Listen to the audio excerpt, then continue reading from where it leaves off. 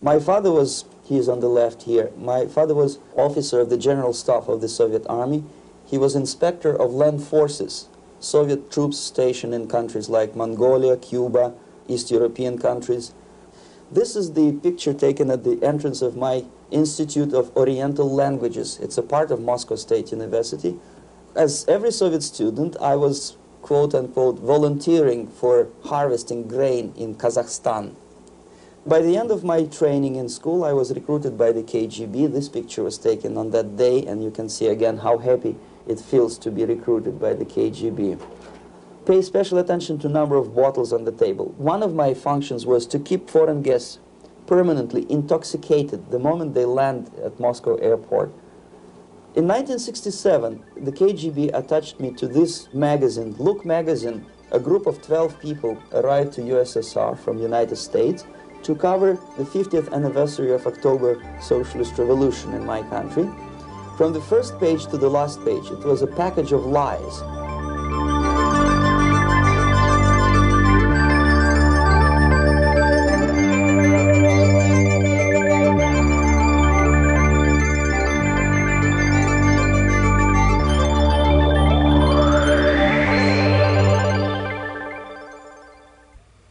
Our conversation is with Mr. Yuri Alexandrovich Bezmenov. Mr. Bezmenov was born in 1939 in a suburb of Moscow. He was the son of a high-ranking Soviet Army officer. He was educated in the elite schools inside the Soviet Union and became an expert in Indian culture and Indian languages. He had an outstanding career with Novosti, which was the, and still is, I should say, the press arm or the press agency of the Soviet Union. It turns out that this is also a front for the KGB. One of his interesting assignments was to brainwash foreign diplomats when they visited Moscow. And he'll tell us a little bit about how they did this and how they planted information which eventually wound up in the press of the free world. He escaped to the West in 1970 after becoming totally disgusted with the Soviet system, and he did this at great risk to his life. He certainly is one of the world's outstanding experts on the subject of Soviet propaganda and disinformation and active measures. Mr. Bezmenov, I'd like to begin by having you tell us a little bit about some of your childhood memories. Well, the most vivid memory of my childhood was Second World War, or to be more precise, the end of the Second World War, when all of a sudden United States, from a friendly nation, which helped us to defeat Nazism, turned overnight into a deadly enemy. And it was very shocking because all newspapers were trying to present an image of belligerent, aggressive American imperialism. Most of the things that we were taught is that United States is aggressive power, which is just about to invade our beautiful, free, socialist country, that American CIA is dropping Colorado beetles on our beautiful potato fields to eliminate our crops, and each schoolboy had a picture of Colorado bug on the back page of his notebook, and we were instructed to go into collective fields to search for those little Colorado bugs. Of course we couldn't find any, neither we could find many potatoes, and that was explained again by the encroachments of the decadent imperialist power. The anti-American paranoia, hysteria in the Soviet propaganda was to such of such a higher degree that many less skeptical people or less stubborn would really believe that United States is just about to invade our beautiful motherland, and some secretly hope that it will come true. That's interesting. Yes. Well, getting back to life inside the Soviet Union or inside communist countries in general, in this country, at the university level primarily, we read and hear that the Soviet system is different from ours, but not that different, and that there is a convergence developing between all of the systems of the world, and that really it doesn't make an awful lot of difference what system you live under because you have corruption and dishonesty and tyranny and all that sort of thing. From your personal experience, what is the difference between life under communism and life in the United States? Well, life is obviously very much different for simple reason that the Soviet Union is a state capitalist economically. It's a state capitalism where an individual has absolutely no rights, no value, his life is nothing, it's just like an insect. He is disposable, whereby in the United States, even the worst criminal is treated as a human being. He has a fair trial, and some of them capitalize on their crimes. They publish their memoirs in their prisons and get handsomely paid by your crazy publishers. The differences, of course, in the daily life are very various, depending on whom we are talking about. In my own private life, I never suffered from communism simply because I was brought up in a family of high-ranking military officer. Most of the doors were open for me. Most of my expenses were paid by the government, and I never had any troubles with the authorities or with the police. So, in other words, I would say I enjoyed, or I had good reasons to enjoy, all the advantages of so-called socialist system. Mm-hmm. My main motivations to defect had nothing to do with affluence. It was mainly moral indignation, moral protest, rebellion against the inhuman methods of the Soviet system. Well, specifically, what did you object to? I objected, first of all, against oppression of my own dissidents and intellectuals.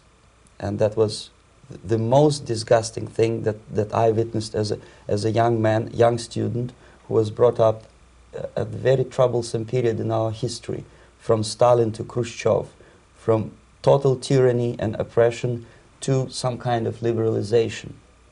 Second, when I started working for the Soviet embassy in India, to my horror, I discovered that we are millions times more oppressive than any colonial or imperialist power in the history of mankind. That my country brings to India not freedom, progress, and friendship between the nations, but racism, exploitation, and slavery, and of course economical inefficiency to this country. Since I fell in love with India, I developed something which by KGB standards is extremely dangerous thing. It's called split loyalty, when an agent likes a country of assignment more than his own country. I literally fell in love with this beautiful country, a country of great contrasts, but also great humility, great tolerance, and philosophical and intellectual freedoms. My ancestors used to live in caves and eat raw meat when India was a highly civilized nation 6,000 years ago. So obviously the choice was not to the advantage of my own nation. I decided to defect and to entirely dissociate myself from that brutal regime. Mr. Bezmenov, we've read a lot about the concentration camps and the slave labor camps under the Stalin regime.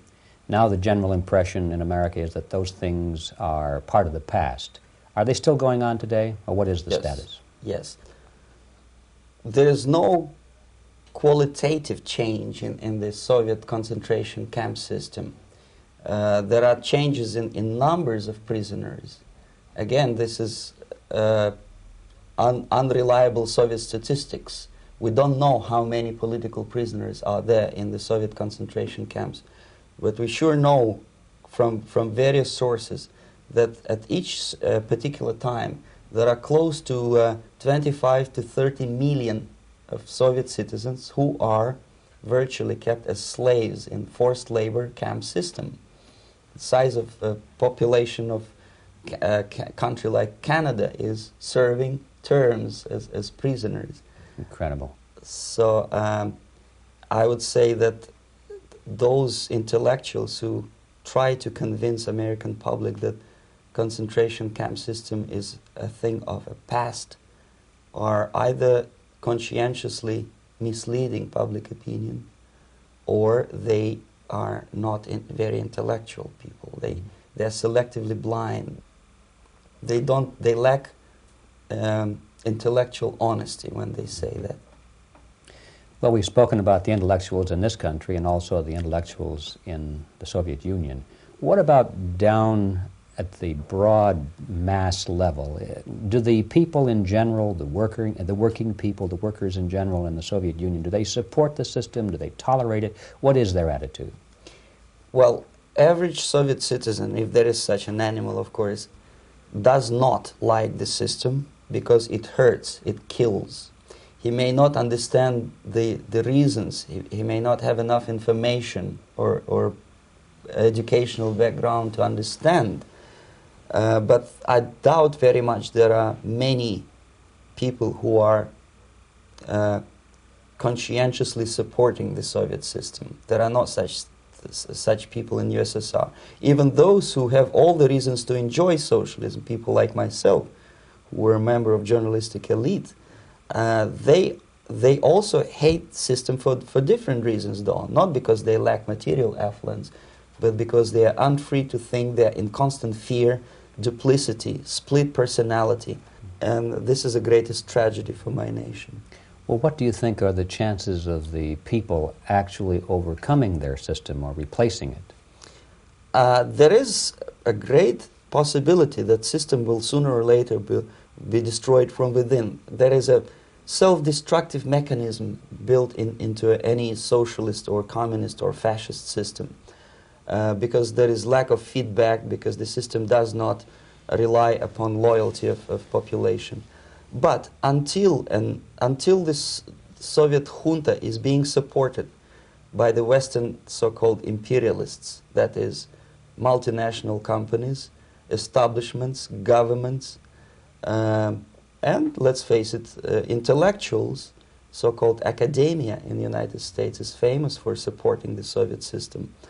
As long as the Soviet junta will keep on receiving credits, money, technology, grain deals, and political recognition from all these traitors of democracy or freedom, there is no hope, there is not much hope for changes in my country, and the system will not collapse by itself simply because it's being nourished by so-called American imperialism. This is the greatest paradox in history of mankind, when capitalist world supports and actively nourishes its own destroyer, destructor. I think you're trying to tell us something. Oh, in yes. This country. Mm-hmm. I'm trying to tell you that it has to be stopped unless you want to end up in Gulag system and enjoy all the advantages of socialist equality. Working for free, catching fleas on your body, sleeping on the planks of plywood in Alaska this time, I guess. Mm-hmm. That's where Americans will belong, unless they will wake up, of course, and force their government to stop aiding Soviet fascism. Mm-hmm. Well, you told us a moment ago why you left the system. I'd like to hear the details of how you did it. It must have been a very dangerous thing. It was not so dangerous, it was crazy. First of all, because defecting in India is virtually impossible, thanks to very strong pressure from the Soviet government. Excuse me, you were in India on assignment at that time? Yes, I was working for the Soviet embassy in New Delhi as a press officer. Mm-hmm. And defecting for a Soviet diplomat is next to impossible. It's a suicide, as I said, because a great friend Indira Gandhi pushed a law through parliament which says, and I quote, "No defector from any country has a right of political asylum in any embassy on the territory of Indian Republic," which is a masterpiece of hypocrisy. No other defector but a Soviet one needs a political asylum. So, knowing that perfectly well, I planned a craziest possible way to defect. I studied counterculture in India. There were thousands of young American boys and girls with no shoes, long hair, smoking hash and marijuana, studying sometimes Indian philosophy, sometimes simply pretending that they study.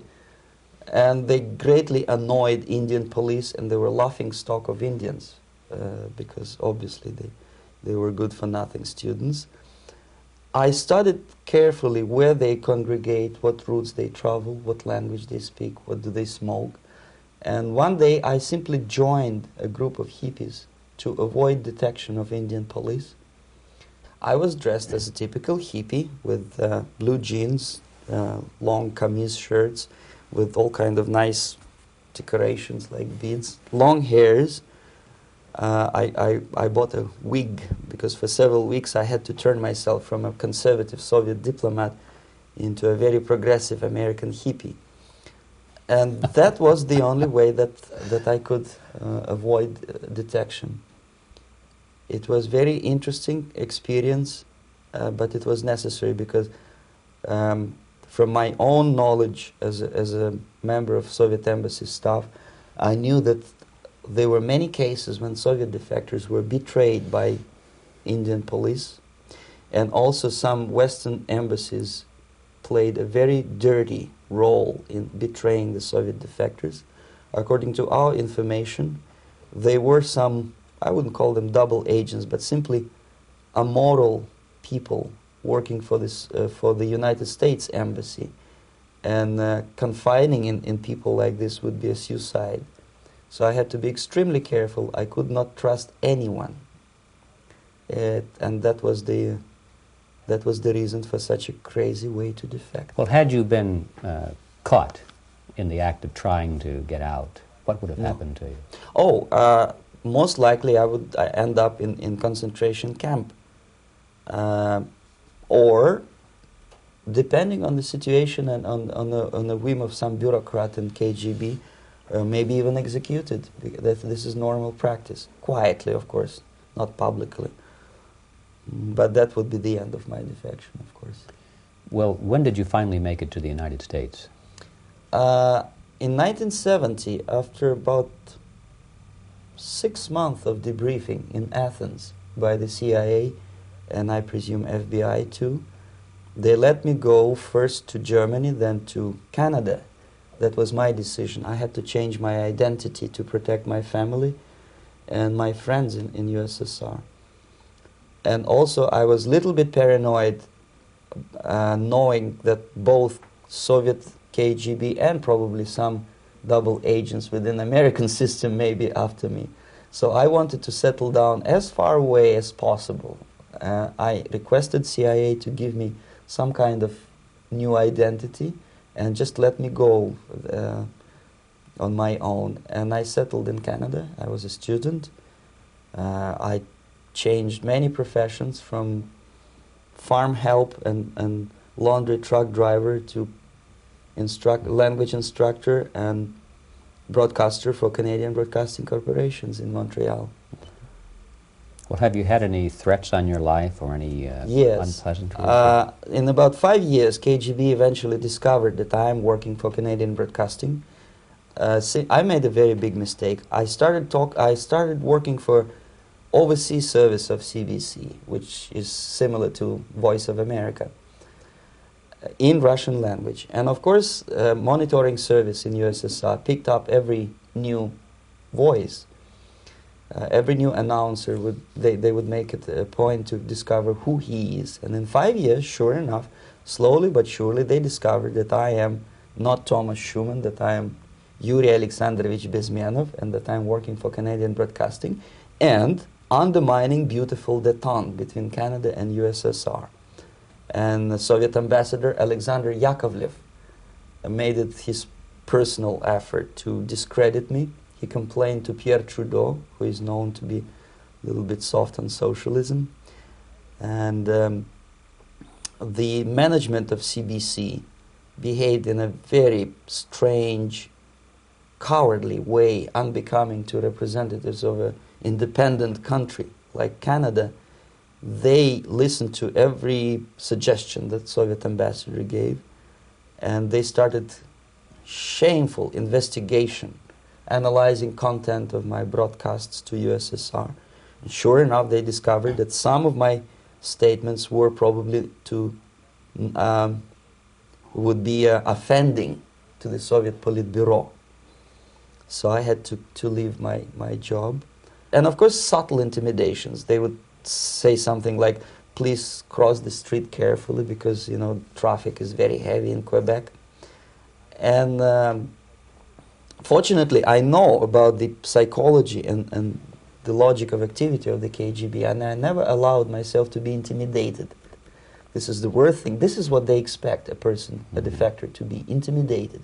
Once they spot that you are scared, they keep on developing that line And then eventually you either have to give up entirely and work for them, or they neutralize you. They would definitely stop all kind of political activity, which they failed to do in my case, because I was stubbornly working for the Canadian Broadcasting. And in response to their intimidations, I said that, look, this is a free country, and I am as free as you are. And I also can drive very fast. And gun control is not yet established in Canada, so I had a couple of good shotguns in my basement.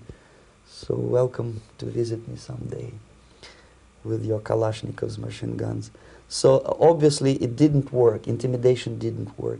So they tried different approach, as I described. They approached on the highest level, on the level of Canadian bureaucracy.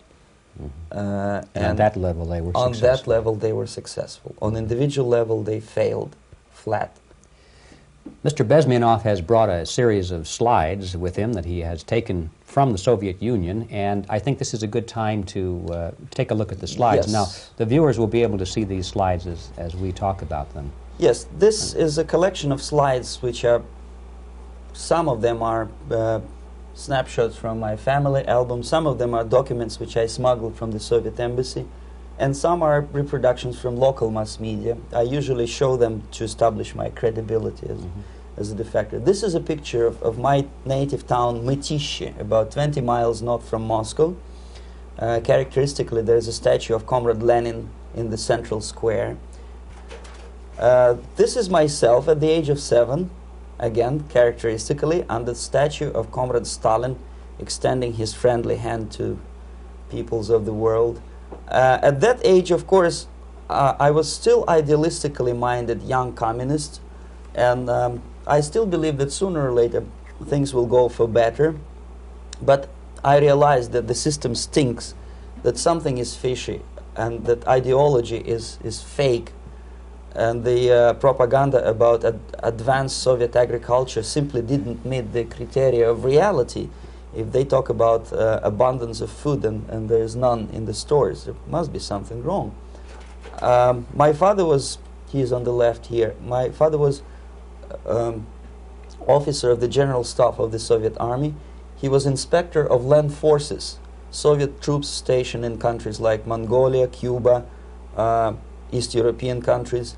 Were he alive today, most likely he would be inspecting Soviet troops in Nicaragua, Angola, and many other parts of the world. Fortunately, he died and he didn't see the disgrace, because deep inside he was a Russian patriot. He didn't like the idea of expanding Soviet military might, especially in the areas where we were not welcomed at all. Unlike many other military officers, he was reporting directly to the Minister of Defense, bypassing KGB and diplomatic service. In other words, he was a trusted military professional. And my impression that this type of people are much less hawkish and adventuristic than party bureaucrats in Kremlin.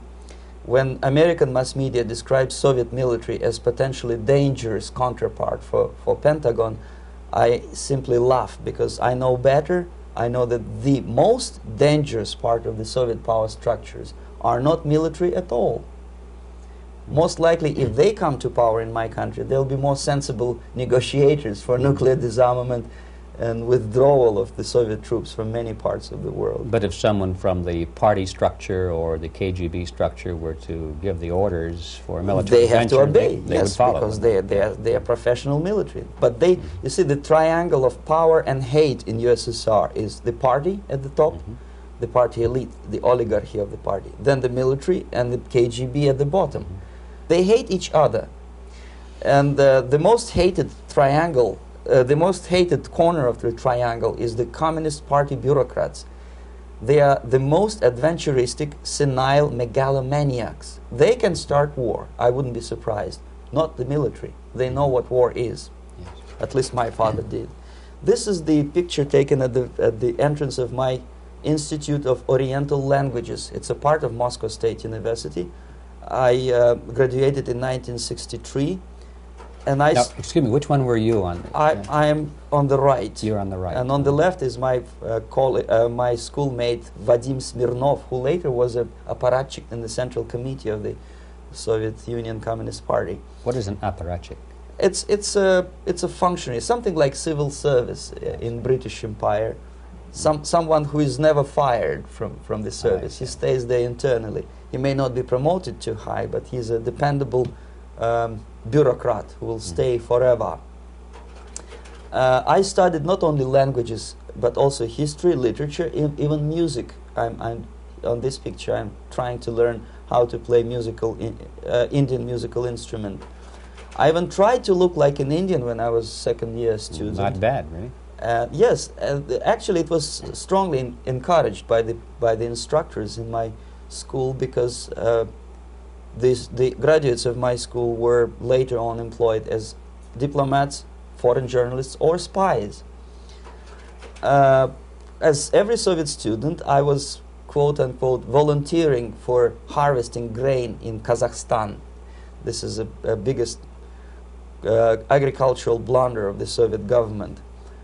But I didn't have much choice, of course, because the communist motto borrowed from the Bible says, "Those who do not work shall not eat." And you can see me eating, therefore I was working, and you can see how happy I was about it. I went through a very extensive physical and military training, including the military games in areas, suburban areas of Moscow. And here, for example, we are on a tour in Arkhangelsk area. And by the end of my training in school, I was recruited by the KGB. This picture was taken on that day, and you can see again how happy it feels to be recruited by the KGB. Our conversation with Yuri Alexandrovich Bezmenov, who is a defector from the Soviet Union, a former propaganda agent for Novosti and the KGB, will continue after this message.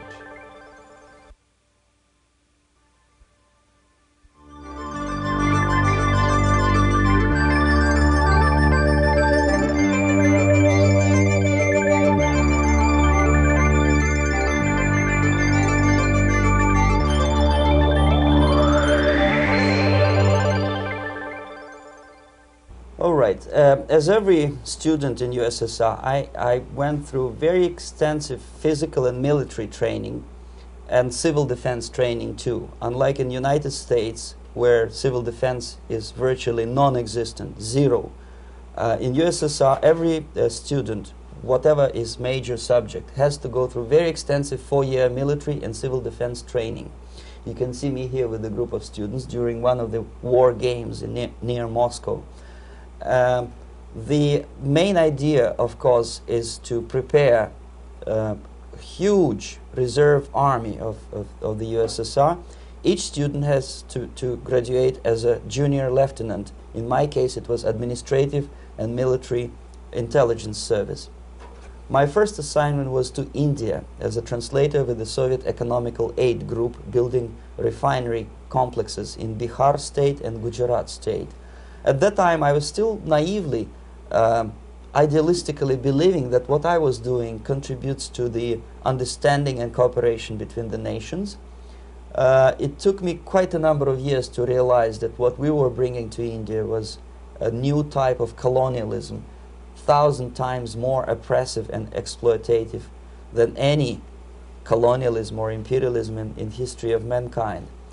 But at that time, I was still hoping that, well, maybe it's not that bad, could be worse, and things may go for better.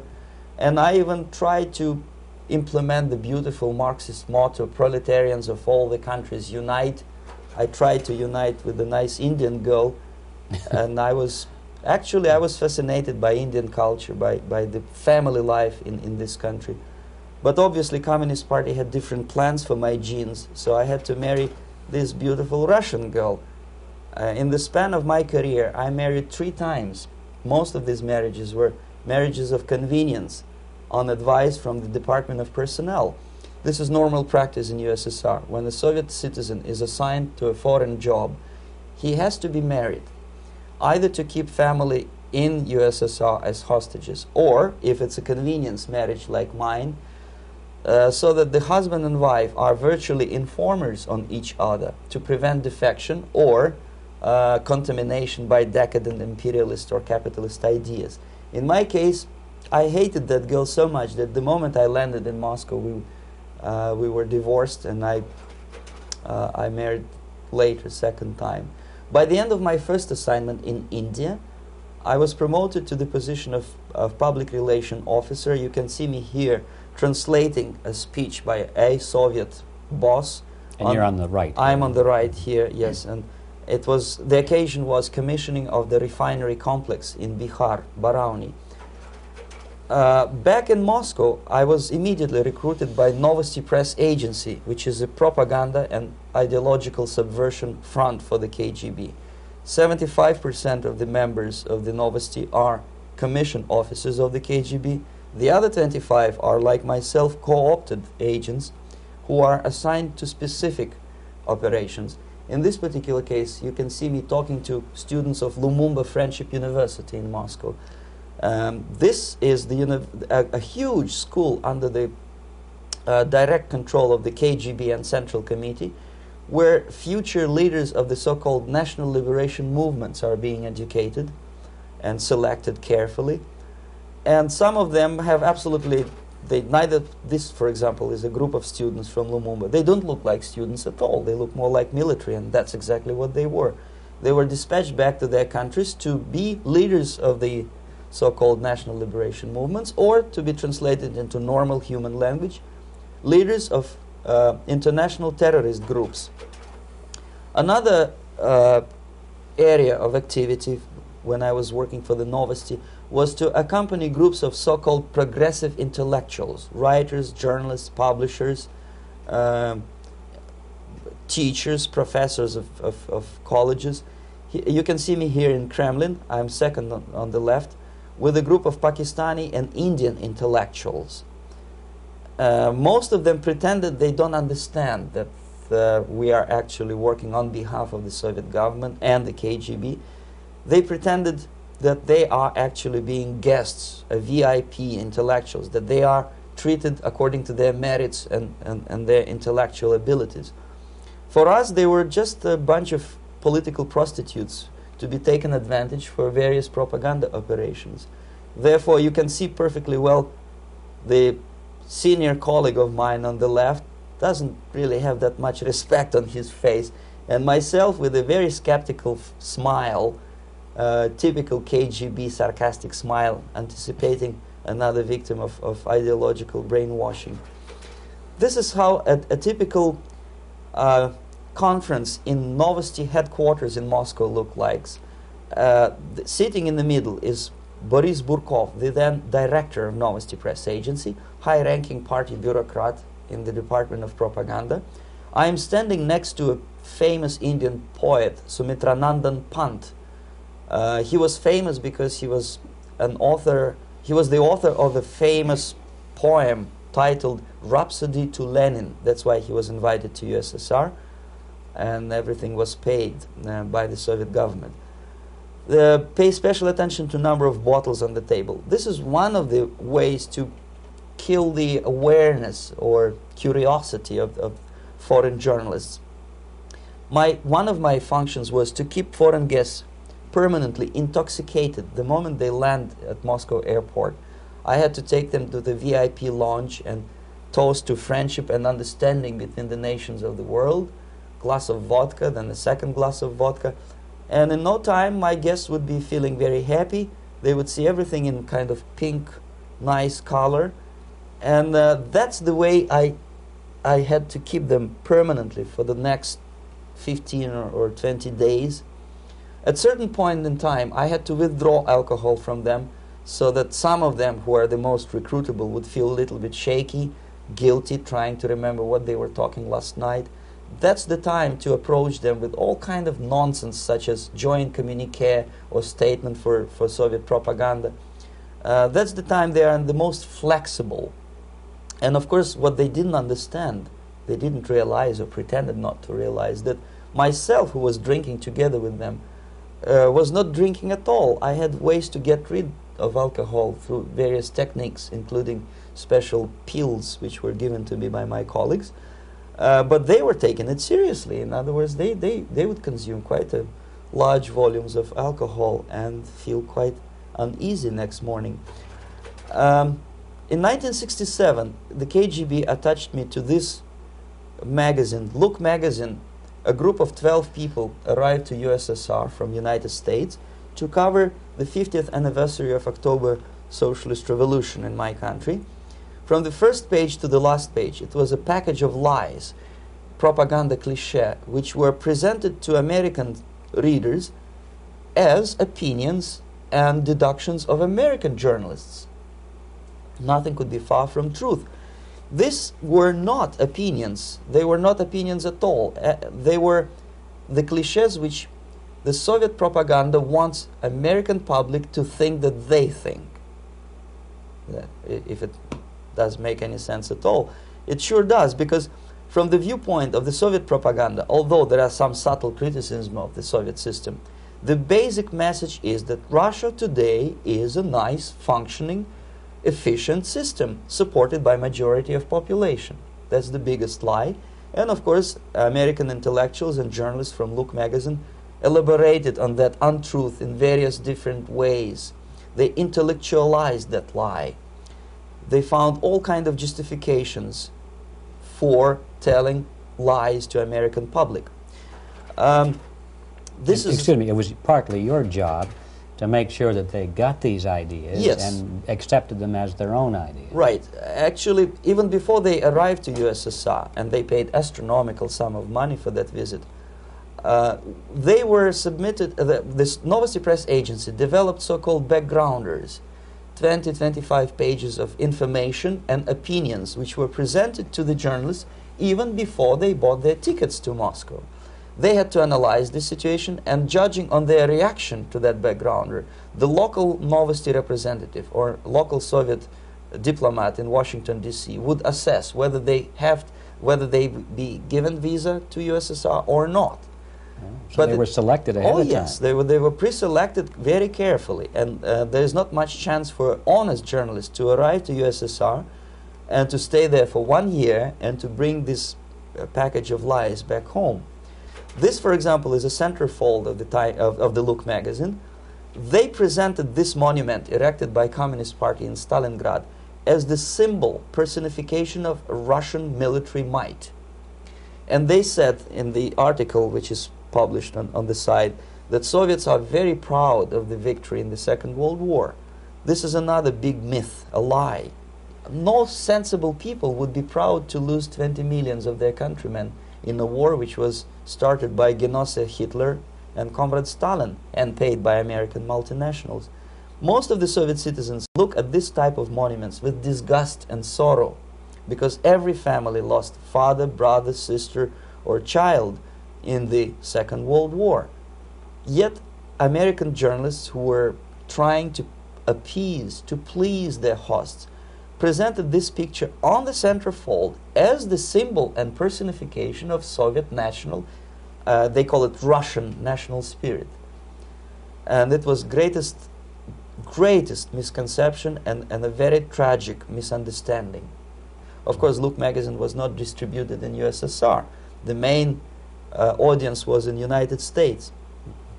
But I presume that many Americans, millions of Americans who were reading Look magazine at that time, had absolutely wrong idea about the sentiments of my nation, about what the Soviets are proud of and what they hate.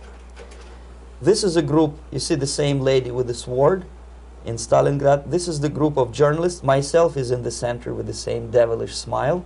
And Mr. Philip Harrington is on the extreme left there with his camera. This is the gentleman which was so deaf or so uninterested in what I had to say to him. This is the same picture, a blow-up of the same picture. Many guests from various countries, in this particular case from Asia and Africa, were taken by me as a Novosti Press agency employee for a tour across Siberia, for example. We would show them typical kindergarten, you see, nothing special by American standards, just nice children sitting, eating their breakfast or lunch. What they could not understand, or they pretended not to understand, that this is an exemplary kindergarten. This is not the kindergarten for average person or average family in USSR. And we maintain that illusion in their minds. You can see myself under the red spot in the middle there, with the same business-like expression. I'm doing my job. That's what I'm assigned to do, and that's what I was paid to do. But deep inside, I still hope that at least some of these useful idiots would understand that what they are looking at has nothing to do with the level of affluence in my nation. This is a better picture which reflects the true spirit of the Soviet childhood. This picture was printed in a Canadian government publication by mistake.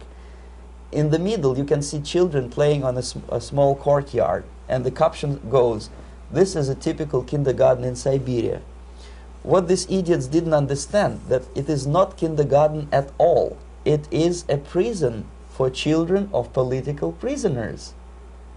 But there was not a single mentioning that what they were visiting actually was an area of concentration camps.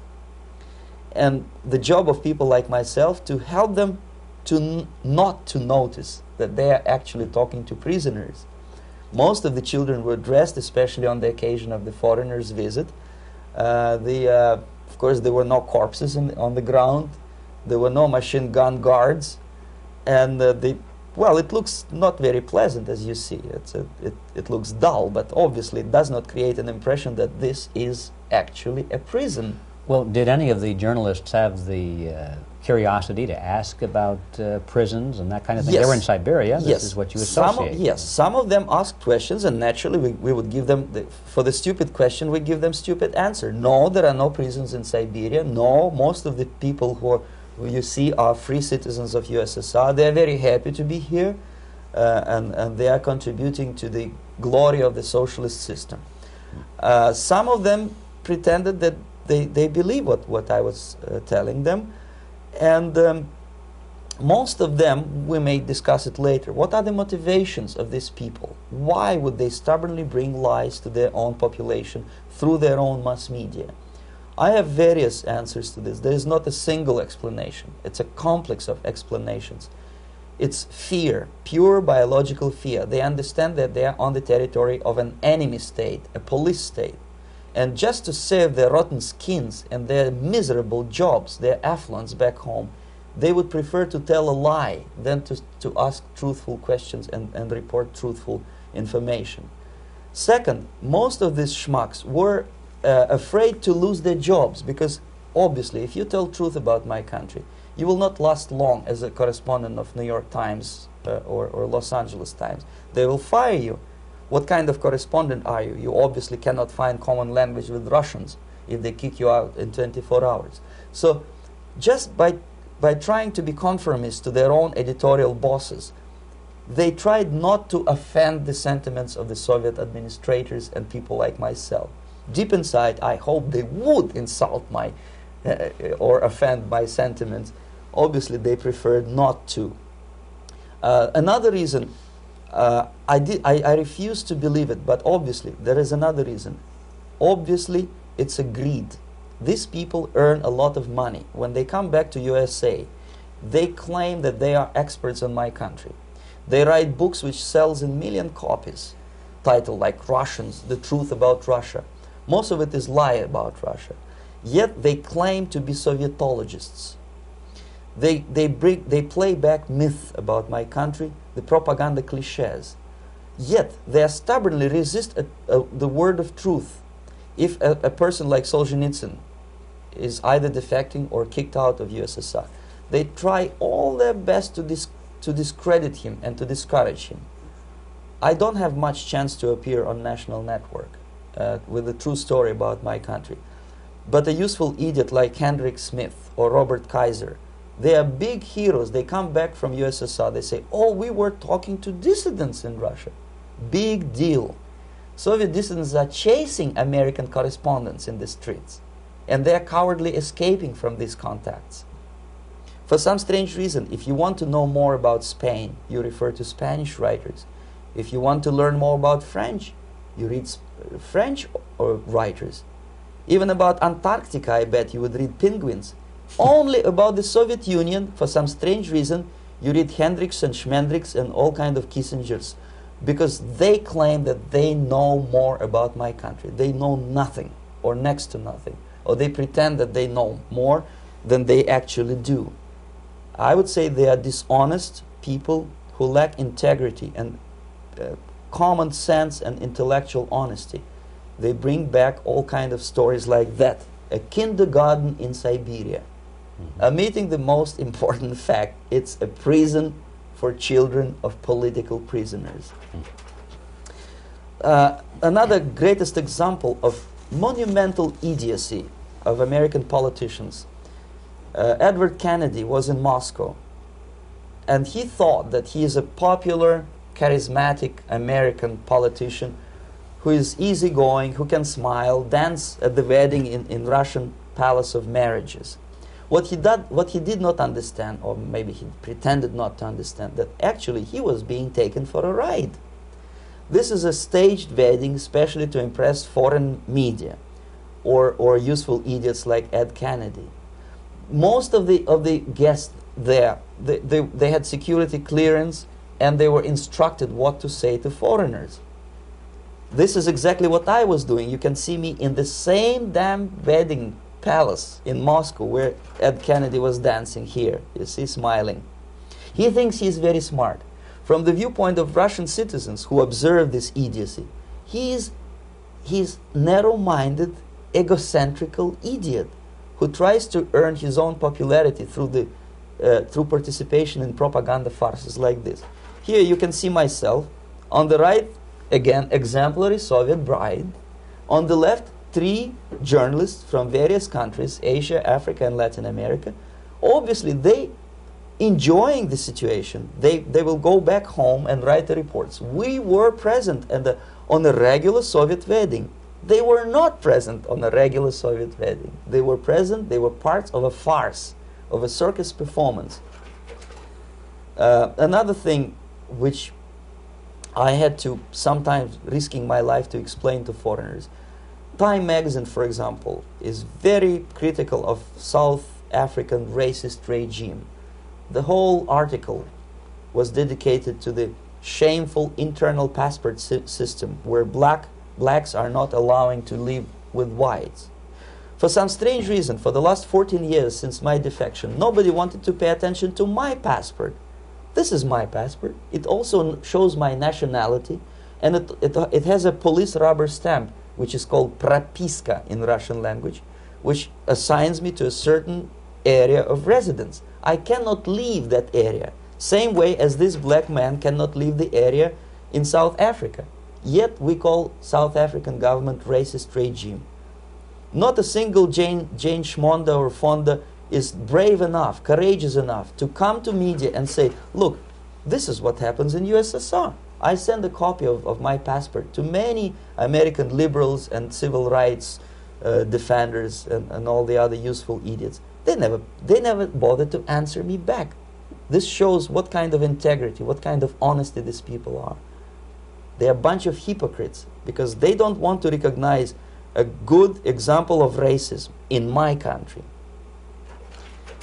This is the first stage of befriending a professor. You can see myself on the left with the same James Bond smile. On the right is my KGB supervisor, Comrade Leonid Mitrokhin, and in the middle a professor of political science in Delhi University. The next stage would be to invite him to a gathering of Indo-Soviet Friendship Society. There he is sitting next to his wife before he is being sent to USSR for free trip. Everything is paid by the Soviet government. He was made to believe that he is invited to USSR because he is a talented, sober-thinking intellectual. Absolutely false. He is invited because he is a useful idiot, because he would agree and subscribe to most of the Soviet propaganda cliché. And when he is coming back to his own country, he is going for years and years to teach the beauties of Soviet socialism to newer and newer generations of his students, thus promoting the Soviet propaganda line. The KGB was even curious about this gentleman. It may look innocent. Maharishi Mahesh Yogi, a great spiritual leader, or maybe a great charlatan and crook, depending on from which side you are looking at him. Beatles were trained at his ashram in Hardwar in India how to meditate. Mia Farrow and other useful idiots from Hollywood visited his school, and they returned back to United States absolutely zonked out of their minds with marijuana, hashish, and crazy ideas of meditation. To meditate, in other words, to isolate oneself from the current social and political issues of your own country, to get into your own bubble, to forget about troubles of the world. Obviously, KGB was very fascinated with such a beautiful school, such a brainwashing center for stupid Americans. I was dispatched by the KGB to check what kind of VIP Americans attend this school. That's you on the left. Yes, I'm on the left. I was trying to get enrolled in that school. Unfortunately, the Maharishi Mahesh Yogi asked too much. He wanted $500 American for enrollment. But my function was not actually to get enrolled in the school. My function was to discover what kind of people from United States attend this school. And we discovered that, yes, there are some influential members of family, public opinion makers of United States who come back with the crazy stories about Indian philosophy. Indians themselves look upon them as idiots, useful idiots. To say nothing about KGB, who looked at them as extremely naive, misguided people. Obviously, a VIP, say a wife of a congressman or a prominent Hollywood personality, after being trained in that school, is much more instrumental in the hands of manipulators of public opinion and KGB than a normal person who understands, who looks through this type of fake religious training. Why would they be more susceptible to manipulation? I just mentioned that because, you see, a person who is too much involved in introspective meditation. You see, if you carefully look what Maharishi Mahesh Yogi is teaching to Americans, is that most of the problems, most of the burning issues of today can be solved simply by meditating. Don't rock the boat. Don't get involved. Just sit down, look at your navel, and meditate. And the things, due to some strange logic, due to cosmic vibration, will settle down by themselves. This is exactly what the KGB and Marxist-Leninist propaganda wants from Americans, to distract their opinion, attention, and mental energy from real issues of United States into a non-issues, into a non-world, non-existent harmony. Obviously, it's more beneficial for the Soviet aggressors to have a bunch of duped Americans than Americans who are self-conscious, healthy, physically fit, and alert to the reality. Maharishi Mahesh Yogi obviously is not on the payroll of the KGB. But whether he knows it or not, he contributes greatly to demoralization of American society. And he's not the only one. There are hundreds of those gurus who come to your country to capitalize on naivete and stupidity of Americans. It's a fashion. It's a fashion to meditate. It's a fashion not to be involved. So obviously, you can see that if KGB were that curious, if they paid my trip to Hardwar, if they assigned me to that strange job, obviously they were very much fascinated. They were convinced that that type of brainwashing is very efficient and instrumental in demoralization of the United States. Our conversation with Yuri Alexandrovich Bezmenov, who is a defector from the Soviet Union, a former propaganda agent for Novosti and the KGB, will continue after this message.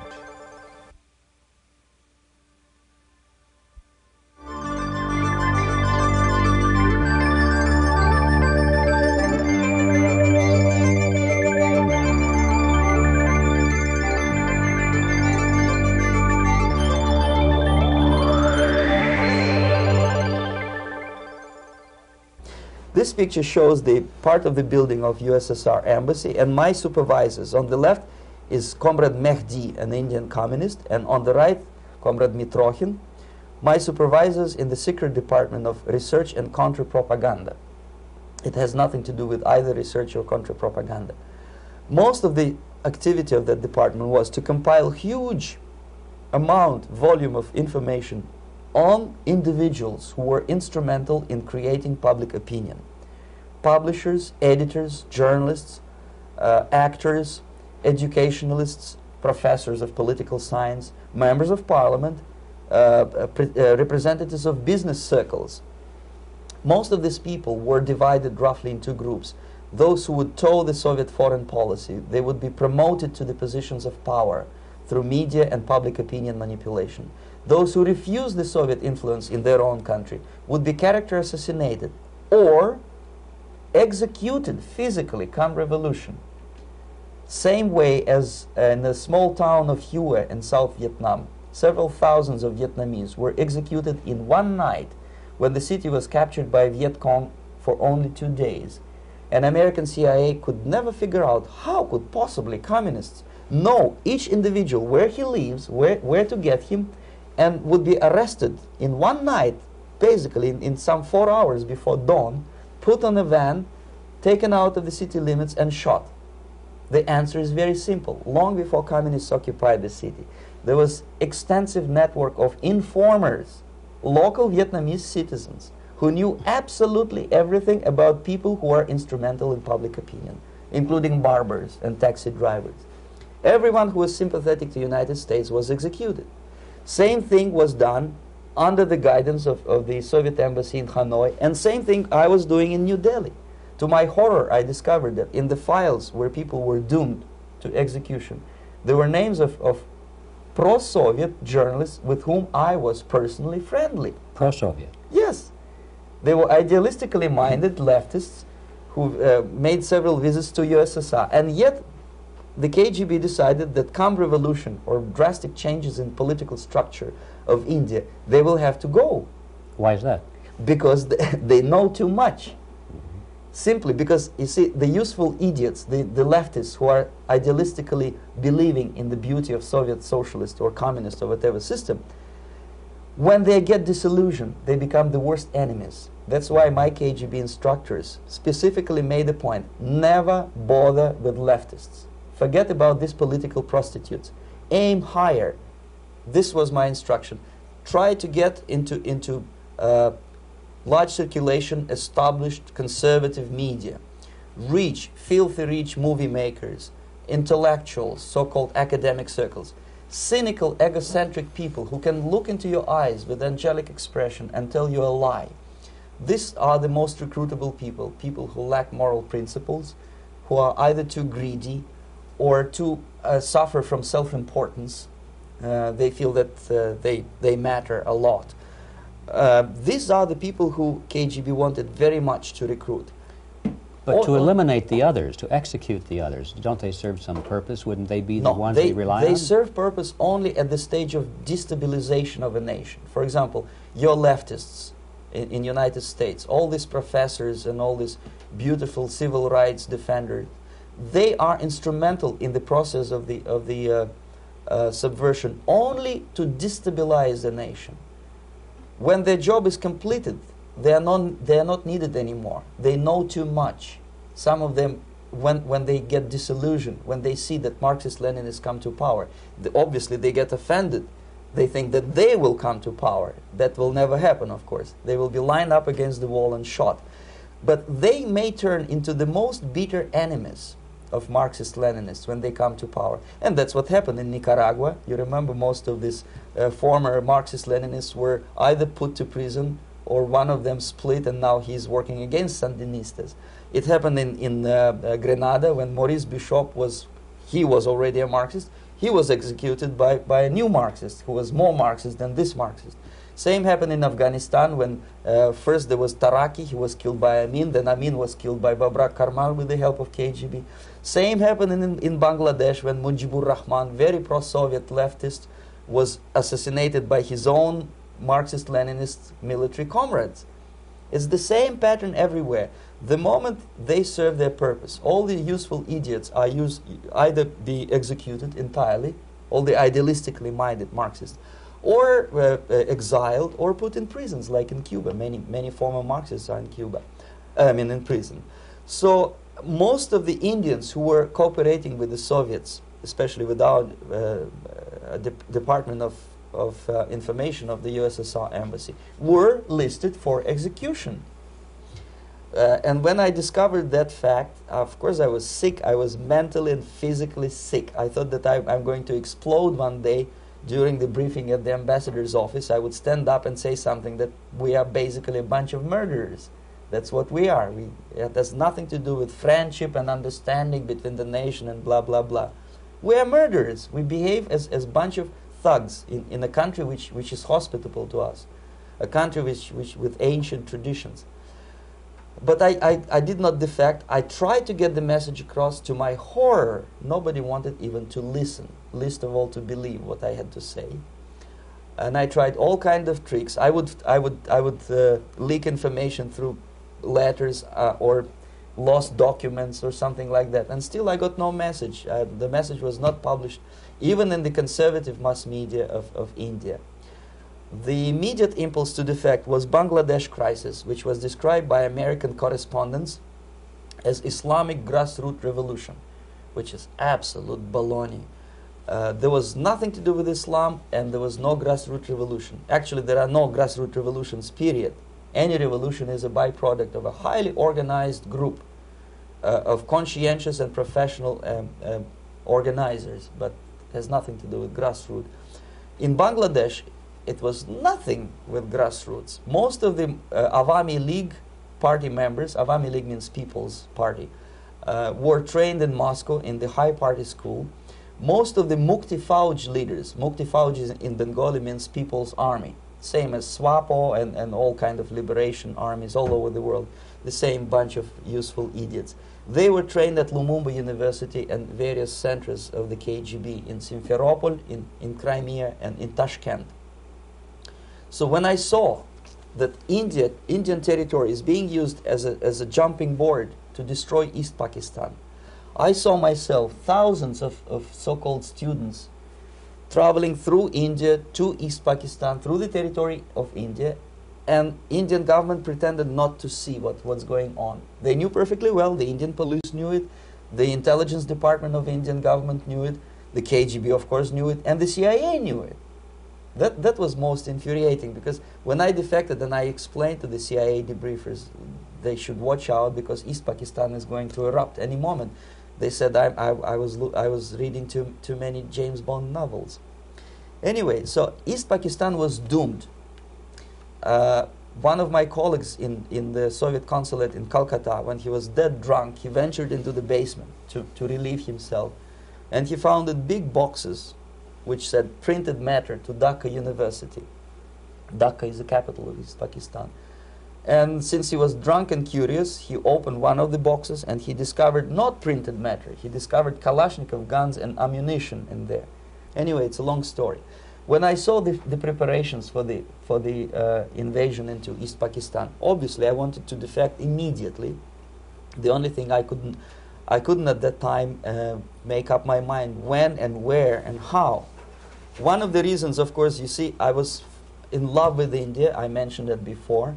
I spoke the languages. I socialized with people. And I understood that I had to act fast unless I want this beautiful country to be permanently and irreparably damaged by our presence. One of the reasons not to defect was, as you can see, I was living in relative affluence. Who the hell in the normal mind would defect and do what? To be abused by your media, to be called McCarthyist and fascist and paranoid, or to drive a taxi in New York City? What for? What the hell for should I defect? To be abused by Americans, to be insulted in exchange for my effort to bring the truthful information about impending danger of subversion. As you can see, I was living in quite a comfortable conditions next to swimming pool, where Indians were not allowed, by the way. I was highly paid expert in propaganda. I had my family. I was respected by my nation. My career was cloudless. The third reason, how to defect with the family. To defect with the baby and the wife would be virtual suicide, because according to law, that hypocritical law which I quoted before, the Indian police will have to hand me over back to the KGB, and that will be the end of my defection and probably my life. Again, I cannot smuggle my wife because she was not quite sure what I was doing. She was not that idealistically involved, and she was definitely not in the total picture of what I was doing for the KGB. She would be shocked if I put her in my van and drive her to the American embassy or elsewhere. That would be a greatest danger.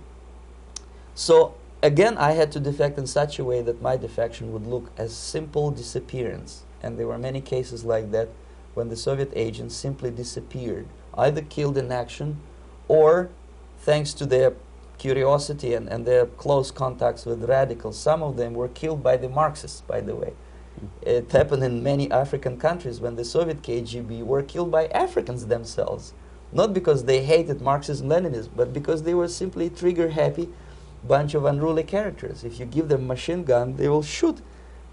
And some of the Soviets obviously were not careful enough to protect themselves, and they got into embarrassing situations when they were shot at the crossfire between factions of so-called liberation movements. Anyway, so I decided, as I said, to study the counterculture. I decided this probably would be the best way to disappear. I socialized with characters like this on the left. You see, he's a barefoot American hippie. It took me quite a long time to study exactly what they were doing and how to mix with them. But eventually I did it. Most of Indian newspapers carried my picture and promise of 2,000 rupees for information about my whereabouts. But they were looking for the wrong person, because they obviously tried to stop a young Soviet diplomat in white shirt and tie, and this is how I looked at the time of defection. Nobody could possibly think that a Soviet diplomat would be as crazy as to join a bunch of hippies. That's you. Yes, travel India and smoke hash. So I made it literally almost like a Hollywood-style detective story. From under the nose of the KGB in Bombay airport, I landed the plane and I flew to Greece, where I was debriefed by the CIA. That's basically that's all for my slides. We can turn off the projector, and that's very interesting.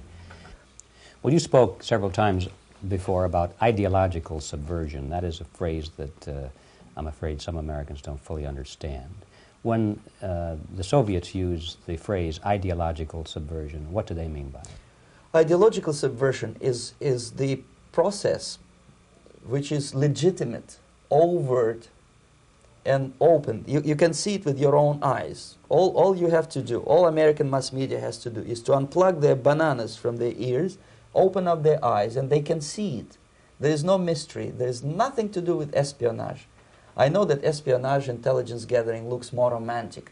It sells more deodorants through the advertising, probably. That's why your Hollywood producers are so crazy about James Bond type of thrillers. But in reality, the main emphasis of the KGB is not in the area of intelligence at all. According to my opinion and opinion of many defectors of my caliber, only about 15% of time, money, and manpower is spent on espionage as such. The other 85% is a slow process which we call either ideological subversion or active measures, активные мероприятия in the language of the KGB, or psychological warfare. What it basically means is to change the perception of reality of every American to such an extent that despite of the abundance of information, no one is able to come to sensible conclusions in the interests of defending themselves, their families, their community, and their country. It's a great brainwashing process which goes very slow, and it's divided in 4 basic stages. The first one being demoralization. It takes from 15 to 20 years to demoralize a nation. Why that many years? Because this is the minimum number of years which requires to educate one generation of students in the country of your enemy, exposed to the ideology of the enemy. In other words, Marxism-Leninism ideology is being pumped into the soft heads of at least 3 generations of American students without being challenged or counterbalanced by the basic values of Americanism, American patriotism. The result you can see. Most of the people who graduated in the 60s, dropouts or half-baked intellectuals, are now occupying the positions of power in the government, civil service, business, mass media, educational system. You are stuck with them. You cannot get rid of them. They are contaminated. They are programmed to think and react to certain stimuli in a certain pattern. You cannot change their mind, even if you expose them to authentic information, even if you prove that white is white and black is black. You still cannot change the basic perception and the logic of behavior. In other words, these people, the process of demoralization is complete and irreversible.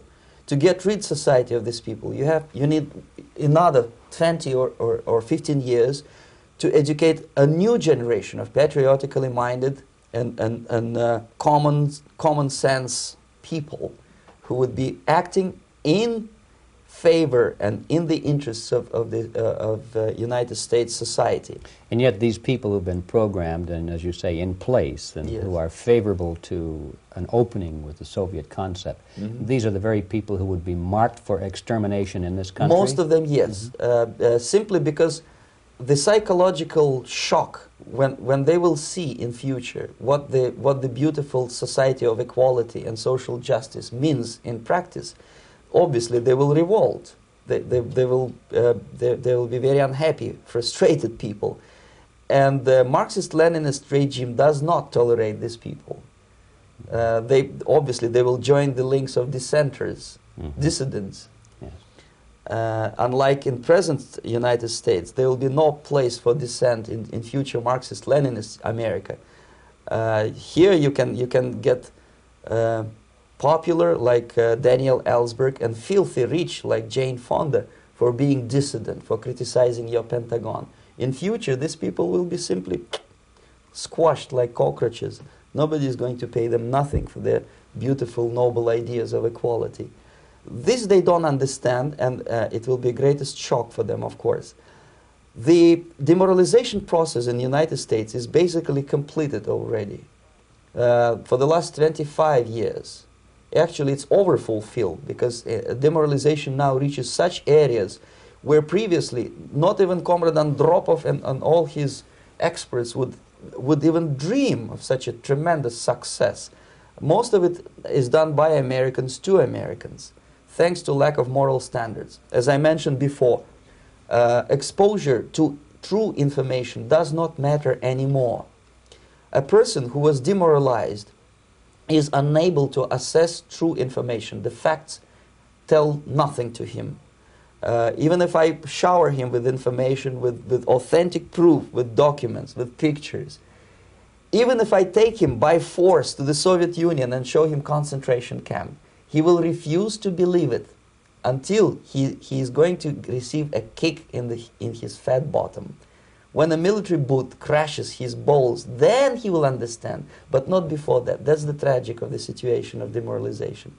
So basically America is stuck with demoralization, and unless, even if you start right now, here, this minute, you start educating new generation of Americans, it will still take you 15 to 20 years to turn the tide of ideological perception of reality back to normalcy and patriotism.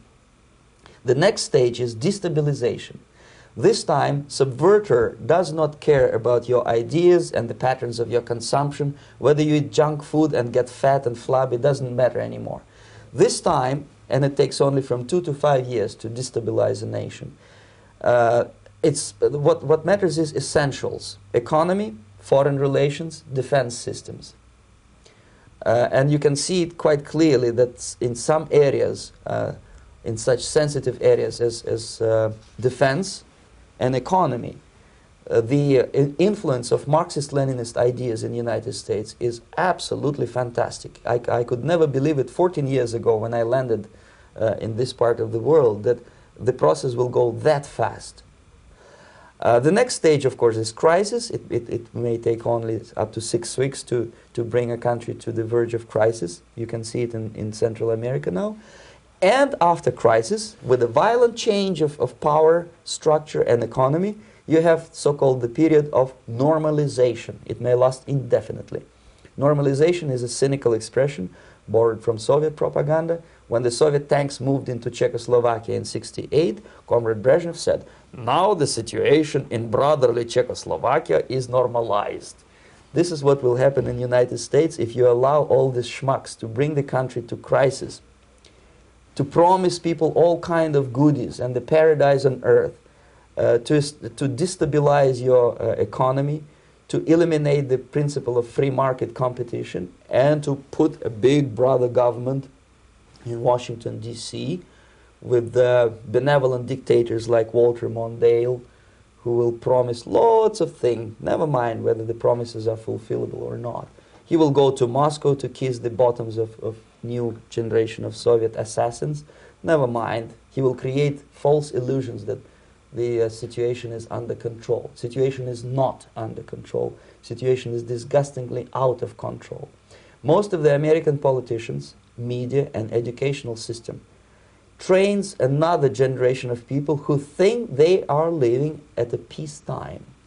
False. United States is in the state of war, undeclared total war against the basic principles and the foundations of this system. And the initiator of this war is not Comrade Andropov, of course. It's the system. However ridiculous it may sound, the world communist system or the world communist conspiracy, whether I scare some people or not, I don't give a hoot. If you are not scared by now, nothing can scare you. But you don't have to be paranoid about it. What actually happens now, that unlike myself, you have literally several years to live on unless the United States wake up. The time bomb is ticking. With every second, the disaster is coming closer and closer. Unlike myself, you will have nowhere to defect to, unless you want to live in Antarctica with penguins. This is it. This is the last country of freedom and possibility. Okay, so what do we do? What is your recommendation to the American people? Well, the immediate thing that comes to my mind is, of course, there must be a very strong national effort to educate people in the spirit of real patriotism, number one. Number two, to explain them the real danger of socialist, communist, whatever, welfare state, big brother government. If people will fail to grasp the impending danger of that development, nothing ever can help United States. You may kiss goodbye to your freedom, including freedoms to homosexuals, to prison inmate. All this freedom will vanish, evaporate in 5 seconds, including your precious lives. The second thing, the moment at least part of United States population is convinced that the danger is real, they have to force their government. And I'm not talking about sending letters, signing petitions, and all this beautiful, noble activity. I'm talking about forcing United States government to stop aiding communism. Because there is no other problem more burning and urgent than to stop the Soviet military-industrial complex from destroying whatever is left of the free world. And it is very easy to do. No credits, no technology, no money, no political or diplomatic recognition, and of course no such idiocy as grain deals to USSR. The Soviet people, 270 millions of Soviets, will be eternally thankful to you if you stop aiding a bunch of murderers who sit now in Kremlin and whom President Reagan respectfully calls government. They do not govern anything, least of all such complexity as the Soviet economy. So basic, two very simple, maybe too simplistic answers or solutions, but nevertheless they are the only solutions. Educate yourself, understand what's going on around you. You are not living at the time of peace. You are in a state of war, and you have precious little time to save yourself. You don't have much time, especially if you are talking about young generation. There's not much time left for convulsions and sexual masturbation to the beautiful disco music. Very soon it will go, just overnight. If we are talking about capitalists or wealthy businessmen, I think they are selling the rope on which they will hang very soon.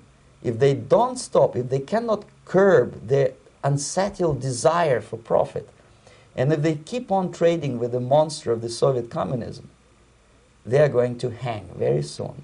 And they will pray to be killed, but unfortunately they will be sent to Alaska probably to manage industry of slaves. It's simplistic. I know it sounds unpleasant. I know Americans don't like to listen to things which are unpleasant. But I have defected not to tell you the stories about such idiocy as microfilm, James Bond type espionage. This is garbage. You don't need any espionage anymore. I have come to talk about survival. It's a question of survival of this system. You may ask me, what is it in for me? Survival, obviously, because unlike, as I said, I am now in your boat. If we sing together, we'll sing beautifully together. There is no other place on this planet to defect to.